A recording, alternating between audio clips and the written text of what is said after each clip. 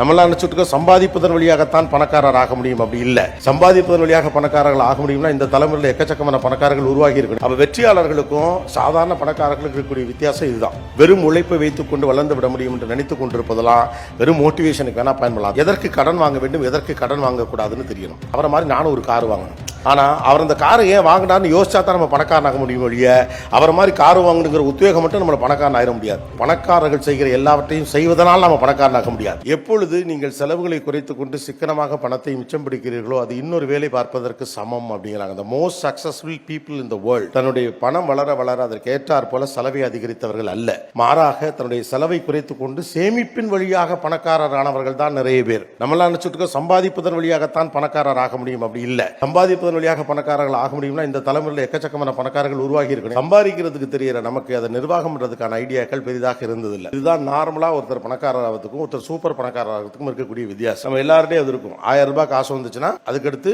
2000 ரூபாய் வந்துச்சுன்னா 1000 ரூபாய் செலவை 1500 ரூபாய் மாற்றும். நம்மகிட்ட தான் காசு இருக்கேன். இதுல கன்சர்வேட்டிவ் ஐடியாஸ் உலகம் முழுக்க ஒர்க் அவுட் ஆயிரும். நம்ம வீடுகள் இங்க யாராவது டீச்சர் ஃபேமிலின்னு இருக்கீங்களா? டீச்சர்ஸ், அம்மா அப்பா டீச்சர், ஒருத்தர் அங்க இருக்காரு. நீங்களும் அதை பார்த்துருப்பீங்க. அவங்க வாழ்க்கை மாற்றம் பெருசா ஒன்றும் பண்ணவே மாட்டாங்க. ஒரு டிவி ஸ்கூட்டி வச்சிருப்பாங்க. கடைசி வரைக்கும் டிவி ஸ்கூட்டி தான் வச்சிருப்பாங்க. சிம்பிளா பஸ்ல போவாங்க. தேவையான மட்டும் வாடகை கார் எடுப்பாங்க. வருஷத்துக்கு ஒரு டூர் சிம்பிளா போவாங்க. தேவையில்லாம 10,000 ரூபாய்க்கு ஷூ வாங்க மாட்டாங்க. சம்பந்தம் இல்லாம 55 இன்ச்சுக்கு டிவி வாங்க மாட்டாங்க. பக்கத்து வீட்டுல அது வாங்கியிருக்கானேன்னு சொல்லிட்டு ஒரு பொருளை வாங்கியாந்து வீட்டுல எல்லாம் குமிக்கவே மாட்டாங்க.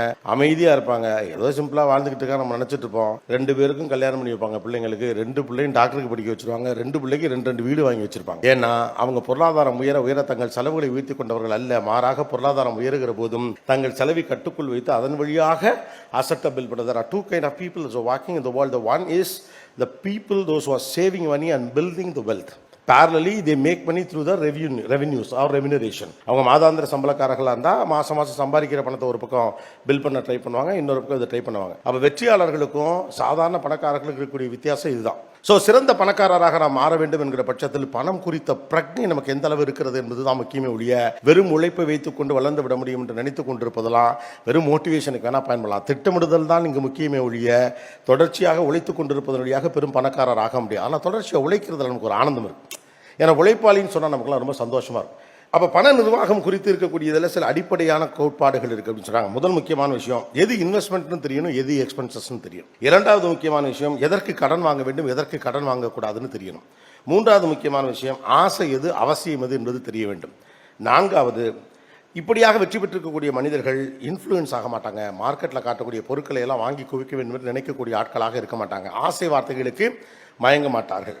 அடுத்ததாக, இவங்க அடுத்தவர்களை இம்ப்ரெஸ் பண்ணுறதுக்கு ட்ரை பண்ண மாட்டாங்க. அவங்களுடைய கோலை நோக்கியே பயணிக்கக்கூடியவர்களாக இருப்பார்கள். அடுத்தது, எதெல்லாம் இப்போ ட்ரெண்டிங்கில் இருக்கோ அதில் இன்வெஸ்ட் பண்ணணும் அப்படின்னு நினைக்கக்கூடிய ஆட்களாக அவங்க இருக்க மாட்டாங்க. அவங்க என்ன ஒரு ரிசர்ச் பண்ணியிருக்காங்களோ அந்த பேசிஸில் எது ஒர்க் அவுட் ஆகும்னு அவங்களுக்கு தெரியுதோ அதில் அவங்க இன்வெஸ்ட் பண்ணுவாங்களே ஒழிய இப்போ இது ட்ரெண்டிங்கில் இருக்குது அப்படிங்கிறதுக்காக ஒரு விஷயத்தை செய்யக்கூடியவர்களாக இருக்க மாட்டாங்க.